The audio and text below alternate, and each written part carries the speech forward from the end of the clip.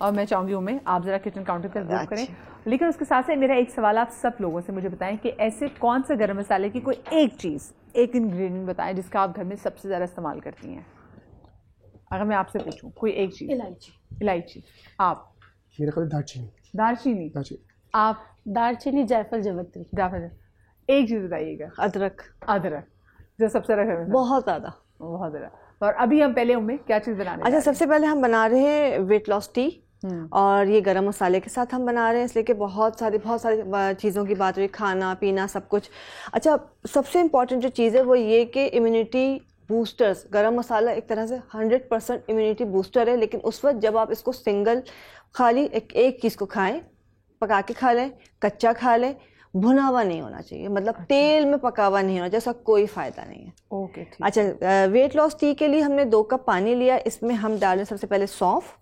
तकरीबन आपने 1 चमचा सौंफ डाला है, थोड़ी सी चंद पत्तियाँ आपने पुदीने की डाली हैं, दालचीनी आपने ऐड की है थोड़ी सी, 1/2 इंच का टुकड़ा, फूल बादियान, सौंफ का फूल ये हमने डाला है, ज़ीरा हमने थोड़ा सा डाला है तकरीबन 1/2। आजकल तो क्योंकि वो सर्दियाँ भी और वो जब वो बनती है कश्मीरी चाय, तो बादियान का फूल डलता है। मुझे लौंग डाली है, पूरा गरम मसाला इसके अंदर डला हुआ है, हमने तेज पत्ता डाला है और काली मिर्च डाली है। ठीक है। अच्छा, इसमें सब चीज़ें मौजूद है, आपने देखा। और इसके अंदर जो है हम फ्रेश अदरक जो है वो हम ऐड कर देंगे, और सौंठ भी, लेकिन हम इसमें फ्रेश जिंजर जो 1 टुकड़ा ऐड कर देंगे। ठीक है। इसके बाद हम इतना पकाएंगे इसको कि ये जो है हाफ रह जाए, 1 कप रह जाए।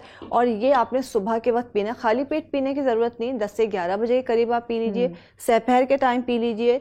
इसमें आप लेमन ऐड कर सकते हैं, शहद ना करें तो अच्छी बात है, लेकिन चाहें तो कर सकते हैं। अल्सर के पेशेंट इसको नहीं पियेंगे। बाकी तमाम लोग इसको पी सकते हैं, प्रेगनेंसी में पीने की कोई ज़रूरत नहीं है। तो ये आपने इस्तेमाल करना है जब तक ये चाय बन रही है। बाकी चीज़ मैं आपको बता देती हूँ, जब ये पक जाएगा आपने इसको जैसे गर्म चाय की तरह ही पीना है। और जैसे अल्सर वाला पेशेंट नहीं पिएगा, प्रेगनेंसी में नहीं पीना, बाकी इसका कोई और इशू नहीं है। डिफरेंट चीज़ें, हम खाने पीने की बात कर रहे हैं। अगर हम पुराने ज़माने की बात करते हैं, तेज़ पत्ता आपने देखा होगा, फेंग शुई चाइनीज़, उसमें अगर जाके देखें तो पहली भी एक दफ़ा बात हुई है कि हम इसको रख रहे होते हैं डिफरेंट पर्पस के लिए, नेगेटिविटी को दूर करने के लिए। इसका एक ख़ास पर्पस और होता है कि आपकी जो विश है वो इसके ऊपर लिख के अपने बैग में रख लीजिए। अच्छा, ये बड़ा पुराना चला आ रहा है, हम जब प्रैक्टिस करते थे हमने बड़ी की है। इस साइड पे जो रफ साइड है, अगर आपने किसी नेगेटिव पॉइंट को रोकना है तो रेड पेन से लिख लीजिए या मार्कर से लिख लीजिए, और किसी चीज़ को आप चाहते हैं हासिल करना तो ग्रीन से लिख लीजिए। अच्छा, और ये आजमा के देख लीजिए, और यकीन अल्लाह पे करना है। आपने ज़ात देने वाली वो है तो वो इंशाल्लाह आपको इससे बड़ा मज़ेदार ये है और बड़ा अच्छा सब हमें फ़ायदा मिलता है। अच्छा, जायफल की भी बात हो रही थी, वो उसकी कि जायफल हम इस्तेमाल कर रहे होते हैं बहुत सारी चीज़ों में, खाने पीने में। इसका पाउडर बना लीजिए, इसका अपने बीज निकाल देना, इसका पाउडर अच्छी तरह से बना के रख लेना है, दूध में मिक्स करना है, छाइयों के ऊपर लगाना है, और उसके बाद आधे घंटे के बाद वॉश कर लेना है। रात के वक्त जो है आपने एलोवेरा जेल या विटामिन ई सीरम लगाना है। कुछ ही दिनों में छाइयाँ या पिगमेंटेशन जो है लाइट होना शुरू हो जाती है। अच्छा। लेकिन छाइयाँ, इसका ख्याल रखेंगे, ये आपने अपने गरम मसाले वाले सिल पे नहीं पीसना, वरना मिर्चें लग जाएंगी। हाँ, इसका आपने ख्याल रखना। से आपने कहा है जो इसका बीज है वो निकाल लेना है। बिल्कुल निकाल लेना है। ठीक है, तो दूध में या फिर दूध में बस मिक्स करके रख लें, बड़ा अच्छा सा पेस्ट बन जाता है, उसको लगाना शुरू कर दीजिए। ये आपने इस्तेमाल करना है। अच्छा, इसके अलावा जो है हम डिफरेंट चीज़ें बना रहे होते हैं। एक चीज़ है सिंपल सी कि फेस अपना टॉनिक समझ लें, फेस टॉनिक है।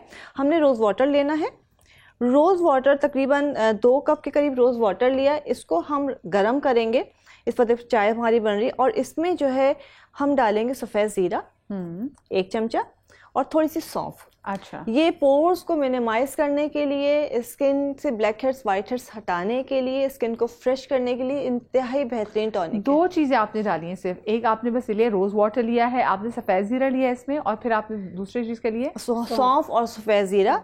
इसको पहले हम पकाएंगे, जब ये पक जाएगा तो उसका चूल्हा बंद करके फिर हम इसमें डालेंगे चंद पत्तियां गुलाब की, और उसके बाद डालेंगे 1 चुटकी मीठा सोडा।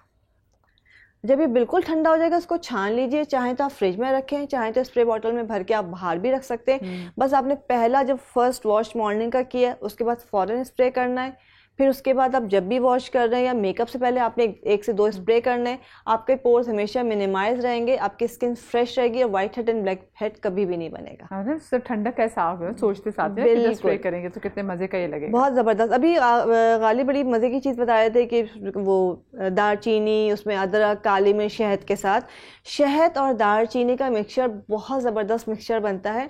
अपने शहद लेना है, उसमें दालचीनी का पाउडर डालना है, कुछ और नहीं डालना है, और इसको रोज़ाना अपने गम्स पे लगा लेना है। अच्छा, ये इनफर्टिलिटी के लिए, बांझपन के लिए दिया जाता है, और इसमें अल्लाह की कुदरत है कि बेशुमार लोग फ़ायदा उठाते हैं। उसके अलावा भी मैं इसकी साइंस देख रही हूँ, आपने कहा कि आपने दालचीनी को कूट के उसको शहद में मिलाकर अपने गम्स में लगा लेना। हाँ बिल्कुल, एंड दिस विल, मतलब ये आपको हेल्प करेगी आपकी इनफर्टिलिटी को खत्म करने में। बगैर मुंह धोए, ये भी बगैर मुंह धोए, इसको नहीं करना। आपने वैसे लगा लिया। देखिए, ये सिर्फ इनफर्टिलिटी के लिए नहीं, ये सिर्फ बांझपन के लिए नहीं, ये हर चीज़ के लिए। इसमें बेशुमार बीमारियों का इलाज है कि दोनों एंटीबैक्टीरियल भी है, एंटीबायोटिक भी है। ये आपके बहुत सारी चीज़ों को, बीमारियों को अंदर से ख़त्म करके और बहुत सारी नेचुरली बीमारियों को ना क्योर कर रहे होते हैं। तो सिंपल ये जैसे छोटे बच्चों को भी दिया जा सकता है, खांसी गले के लिए या किसी और बीमारी के लिए, मोटापे के लिए, खाना हजम नहीं हो रहा। अच्छा, लेकिन इसका तरीका सिर्फ यही होता है कि इसको लगाया गम्स में जाता है, ताकि आप हल्का हल्का आपके सलाइवा के साथ या आपके पेट में जाता है। आपने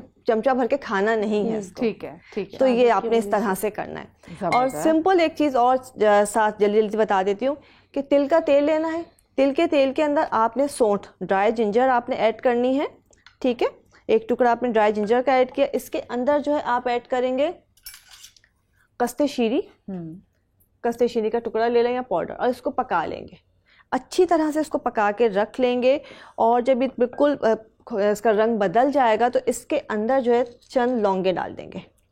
ठीक है, और उसके बाद तमाम चीज़ों को मिक्स करके अब इसको ठंडा कर लेंगे। किसी भी किस्म का दर्द हो, चाहे वो सर्दी से हो रहा हो, चाहे पुराने दर्द जाग गए हों, या किसी चोट का दर्द हो, सिर्फ उस पर मालिश करनी है, थोड़ी देर के लिए ढक देना है, सारे दर्दों को खींच के ख़त्म कर देगा ये। क्या बात है, ज़बरदस्त ज़बरदस्त। अच्छा, अब ज़रा मुझे एक लौंग के ज़रा मैं चाहती हूँ, ज़रा लौंग के ज़रा भी थोड़े बहुत फ़वाइद के बारे से बात करें कि जो लौंग के हवाले से कहा जाता है कि इसको मतलब जैसे आपने ही बताया था कि इसको अगर वॉलेट में रखें तो वो बड़ा अच्छा होता है, वो ज़रा इसके बारे में बताएं ज़रा। देखिए, लौंग के डिफरेंट चीज़ें होती हैं। अगर वॉलेट में हम रख रहे होते हैं कि हम सिर्फ ये कह रहे होते हैं कि हमारे पास जो नेगेटिव वाइब्स होती है, नेगेटिविटी होती है, वो दूर हो जाए, और मनी को अट्रैक्ट करती है।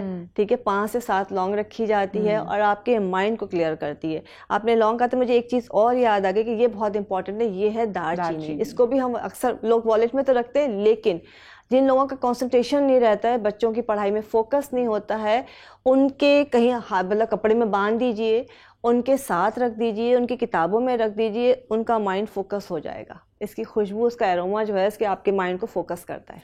अच्छा, मैं एक लौंग का किस्सा सुनाती हूँ। मैं बाहर से, जैसे आपकी रेसिपीज खत्म हो गई, हाँ तो आप आ जाए बेटे। हाँ जी, आज जैसे मेरे ना ग्रुप बना हुआ है जिसमें सारे नेचुरोपैथ हैं, इसमें दूसरे ममालिक के भी हैं। तो हम ऐसे बात कर रहे थे, जैसे आपने कहा ना लौंग का, तो मेरी एक पेशेंट थी, उसको मैंने बहुत सारी चीज़ें दी थी, उसको फ़ायदा नहीं हो रहा था। उसके एक सर्टेन वक्त में आधे घंटे के लिए पेट में शदीद तरीन दर्द उठता था।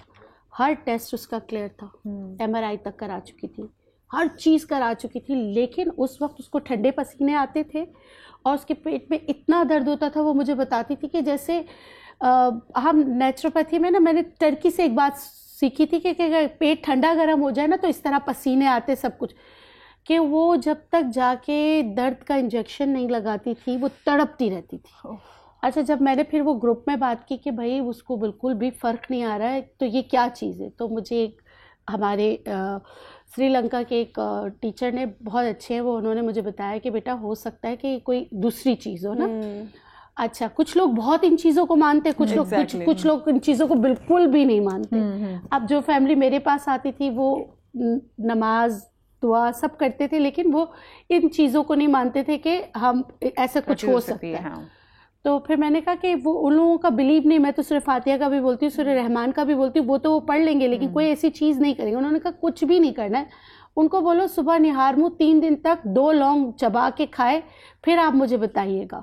तो आप यकीन करें, वो चौथे दिन मेरे पास आई, कह रही है 5 साल के बाद मुझे ये दर्द नहीं हुए जब से मैं लौंग खा रही हूँ। लौंग की इतनी इफादत है कि आपको किसी ने कुछ खिला दिया, हाँ, वो असरात के लिए सिर्फ 3 दिन तक बजाय पीर फ़कीरों के अपना ईमान ख़राब करने के, आप 3 दिन तक 2 लौंग खा कर देखें। उससे मुझे वाकई अल्लाह की कुदरत है, बस उनकी मदद हो गई, क्योंकि वो बहुत तकलीफ़ में थी और 5 साल से तकलीफ़ में थी। उसने मुझे अपना हाथ बताया था, कोई जगह ऐसी नहीं थी जहाँ पर उसको इंजेक्शन के निशान ना हो। फिर मैं तो मतलब कि देखिए, मैं भी हर चीज़ करती थी, कहती थी कि नहीं कुछ भी कर लो। वो एक वक्त था जिस वक्त में उनको इतना दर्द होता थी, ओह माय गॉड, तकलीफ होती थी, वो एक सर्टेन वक्त था जिसमें वो तड़पती थी। तो फिर उसने 6 लौंग ने उसका ये मसला हल कर दिया, अल्लाह के हुक्म से। अल्लाह के हुक्म से, बेशक बेशक। गालिब, अगर हम लौंग के हवाले से बात करें तो आप किस चीज़ में लौंग लोगों को एडवाइस करना चाहेंगे कि लोग लौंग का इस्तेमाल ज़्यादा करें? मैं अपनी अगर बात करूं, शदीद सोर थ्रोट हो, शदीद गला पका हुआ हो और इतना पका हुआ हो कि वाइट स्पॉट्स तक आ जाए, पस पड़ी हुई थी, मैं अपनी बात कर रहा हूँ, ठीक है, और मेरी आवाज़ नहीं निकल रही थी, इतना था कि मैं रात को मुंह खोल के सोना पड़ा था, इतनी तकलीफ हो रही थी। मतलब वो कंडीशन वो है। मेरी वाइफ डॉक्टर है, MBBS फैमिली फिजिशियन है, तो उन्होंने कहा अगर कल सुबह तक ये ठीक नहीं हो तो भाई मैं तो ज़बरदस्ती आपको एंटीबायोटिक स्टार्ट करा दूँगी। तो रात को बस रखा हुआ मुझे मिला लौंग का तेल। मुझे आदत है कभी कभी जो है वो ऐसी कोई कंडीशन होती है तो मैं लौंग का तेल और एक छोटा सा टुकड़ा गुड़ का खा लेता हूँ। लौंग का तेल बहुत तेज़ होता है, सिर्फ 3 से 4 ड्रॉप्स पी ले और ऊपर छोटा सा गुड़ का टुकड़ा खा ले। आप यकीन करें, रात को मैंने पिया है और सुबह मैं 50 to 60% ठीक था, नेक्स्ट डे किया है मैं 90% ठीक था और थर्ड डे किया है मैं 100% ठीक था। लौंग की इतनी अफादियत है क्योंकि वो तेल था तो वो फौरी तौर पे जाके उसने गले को अफेक्ट किया, गले पे जाके लगा और उसने इन्फ्लेमेशन को कम कर दिया। एंटीसेप्टिक, एंटी बैक्टीरियल जो उसकी प्रॉपर्टीज़ हैं और एंटी इन्फ्लेमेटरी प्रॉपर्टीज उसने फ़ौरन काम किया और लौंग ने एक जादुई चीज़ दिखाई। और देखें ना, आपको वो अपना वो पेशेंट को बता रहे हैं, आप अपना बता रहे हैं, आपके साथ कोई ऐसी चीज़ हुई हो कभी? देखिए, लौंग जो है ना वो रिच इन एंटीऑक्सीडेंट है, उसमें सिर्फ खुशबू ही में इतना असर है कि अगर आप सूंघ लें तो आप सही हो जाएं। और दांत के दर्द के लिए इफेक्टिव होता है। हाँ, मतलब मेरा अपना, मेरी बेटी का, मेरे हस्बैंड का रूट कैनाल है और आपको टाइम नहीं मिल रहा या आप मैनेज नहीं कर पा रहे या डेंटिस्ट के पास टाइम नहीं है, तो बस सिंपल आप लौंग रख लें। It's so much. होता क्या है बेसिकली, जैसे कि अभी बताई थी पेट का दर्द, वो बच्ची बहरहाल उसके साथ कुछ चीज़ें होंगी, लेकिन but the thing is that कि जब उसने खाई ना 2 चबा कर, and the belief is also main thing कि आप यहाँ से सोचिए ना, आपने यहाँ से सोच लिया कि आप इससे सही हो जाएंगे। गालिब का क्या है, बिलीफ है ना कि मैं इससे सही हो जाऊँगा।